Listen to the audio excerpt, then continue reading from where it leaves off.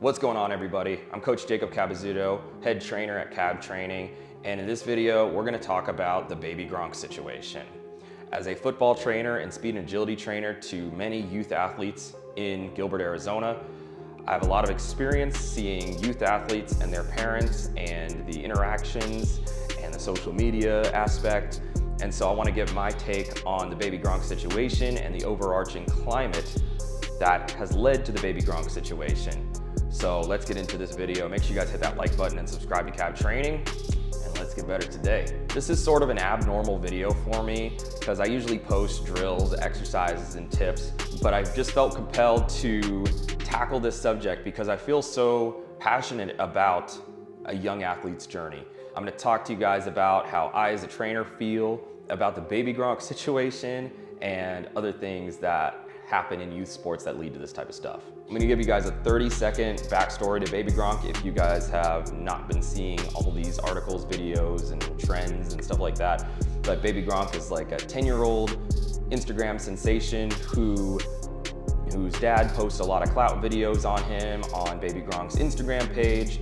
He's gotten famous by being at these unofficial visits at colleges, dressing up in Oregon gear, all these other places gear, and meeting celebrities and challenging people and talking nonsense and all that stuff, and creating viral stuff that a lot of football fans and players have been eating up over the past couple of years. And so there's been articles coming out lately where the dad talks about how he's been grooming his kid forever. The kid's name is Madden, if that tells you anything. So he's been bred for football glory. Why'd you meet Coach O'Shea? Look at the boy. He was bred for football glory. His first skin he ever touched was a pigskin. Since he was coming out of the womb. And so that's a little bit of backstory on Baby Gronk if you guys don't know.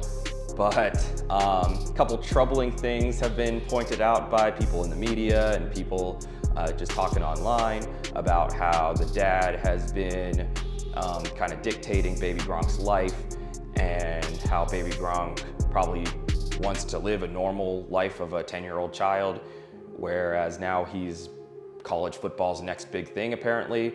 And so for me, it's not super surprising to see something like this. And I've heard of Baby Gronk a little bit before all this trending stuff happened and all these articles came out and stuff. And there's nothing super incriminating and damning in this, but I feel like I've seen this story before. And some of you guys who are big time football fans who have heard some of these things have probably heard of Todd Marinovich. And it's a very similar story. His dad molding his kid to be the next superstar quarterback, hires 10 different trainers, has a super in-depth training program from the age of 2 on, and the kid ends up burning out in college and in professionals because he didn't have a life outside of football and wasn't able to dictate his own life.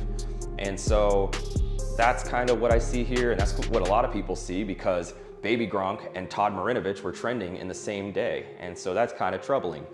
But anyway, me as a trainer, I've seen a lot of young athletes. I've talked to a lot of youth parents, a lot of club organizations. I've been in the youth football landscape for almost 10 years now. And I feel like I have a pretty good following on Instagram, and I see a lot of my clients and a lot of other youth athletes that follow me on Instagram. They have these pages ran by mom and dad, and I feel like that's part of the issue. And it comes down to the parents and egos and parents trying to get opportunities for their kids. So there's 7-year-old athletes with their accounts ran by parents posting and boasting and thinking that they're gonna get seen by Nick Saban when that's just not the case. The bottom line is, if you're good, you're gonna be seen, and most people don't get recruited at the age of 7, 8, 9, 10, 11, and maybe even 12. There's some that get recruited at 13 or 14, but those are usually the 12-year-olds with mustaches that are a foot taller than everybody else. But anyway, so the biggest main culprit of this Baby Gronk situation is not Baby Gronk's dad himself. It is the overall youth sports landscape. It's driven by parents' egos, parents living vicariously through their kids, And some people want to dance around and think and kind of be easy about saying that, but I've seen it way too many times firsthand that parents seriously live through their kids to try and get success for their kids to kind of please themselves. And it's obviously everybody has a choice to live their life. Everybody has their ways of parenting. Everybody has their mindsets and approaches. I've never been a parent. I've been parented. I've never been a parent. But in my eyes as a trainer who looks from a bird's eye view at a lot of my clients and a lot of kids that I've trained in the past, I see this a lot, and I cringe because I just know that that kid doesn't want it as much as the parents do. And nobody in the NFL or at any high level of professional sports is there purely because their parents wanted it.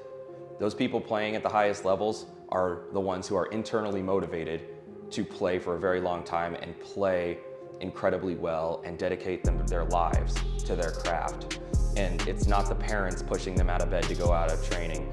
It's them pushing themselves out of their bed to go to training in the morning. And so what a lot of parents, coaches, organizations, and the youth sports landscape in general, what they need to realize is we need to stop trying to shape the lives of youth athletes. Your kids may say that they want something because they know you want it and they don't want to disappoint you. You need to honestly have a good conversation with your kid and say, look, do you want this? And let them lead the charge, because it's going to be hell trying to get them out to where you're trying to bring them to, whether it's a football game, practice, training session, whatever, if they don't want it. Plus, you don't want your kid to resent you or burn out at the end because they didn't have a life or free will when it came to their decision making of what they wanted to do down the road in their lives. I love training football players. I love training youth athletes, but the best youth athletes to train are the ones who are motivated not by their parents, but internally. The ones that really want it, the ones that really love it, and the ones who aren't having the Red Sea parted for them to make everything easier, to get better opportunities and stuff like that. It's the ones that have to grind. It's the ones who really, really, truly desire it, that don't have a parent over their shoulder pushing them and screaming at them from the sideline and dictating every little thing. In my several years in the youth sports arena, both as a referee, trainer, coach, I've seen a lot. I've seen parents taking their kids off of teams just because they didn't get a lot of playing time. I've seen kids be on 5 different teams in 5 different seasons just because their parent wasn't happy with the amount of playing time that they had at the 7U level. So I've seen a lot of this stuff happen, and it's a lot of ego. It's a lot of parents getting all hurt about certain things. It's a lot of parents wanting their kids to succeed with everything so they feel satisfied. And it's a lot of kids scared to disappoint their parents. And so that is really the overarching idea of why Baby Gronk is such a huge story to me and why I wanted to cover it on this channel. Because I don't want more youth athletes harmed by this culture and this idea that parents run the show. It's up to the young athletes to bring themselves to the next level. If they really want it, they're gonna be the ones going in the backyard setting up cones. They're gonna be the ones getting up early doing push-ups on the ground. It's not gonna be you who's telling them and yelling at them to get on the track early in the morning. It's not. And so what we need to do is we want to empower our young athletes to want to improve if that's what they really want. You want to empower your young athletes to think for themselves and not think for you. And we want to check ourselves when thinking about what we're really going after when putting our kids into sports. Are we looking for our kid to develop and improve their social skills, their problem solving, their character, because sports is so magical that it does all those things? Or are we trying to chase a bag?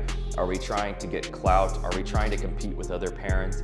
And are we trying to make our kid an extension of ourselves vicariously through us to make ourselves feel satisfied with our lives? And so I just want parents to ponder that. I want young athletes to ponder that, coaches to ponder that, and the youth sports community overall to keep that into consideration. Because I really truly believe that as a trainer and a guide for a lot of these young athletes, both from youth level through high school and college, I feel like I have a responsibility to tackle some of these problems and think it through with a lot of parents and just be honest with people from what I'm talking about. So if you have any thoughts about the Baby Gronk issue and youth sports in general, I'd love for you guys to hit me up in the comment section below. If you want more drills, exercises, and tips to get faster and quicker and better at football, subscribe to this channel because that's what most of my videos are about. And if you enjoyed the content, hit that like button. I really appreciate you guys watching and following along with me in this wild situation. I appreciate you all, and let's get better today.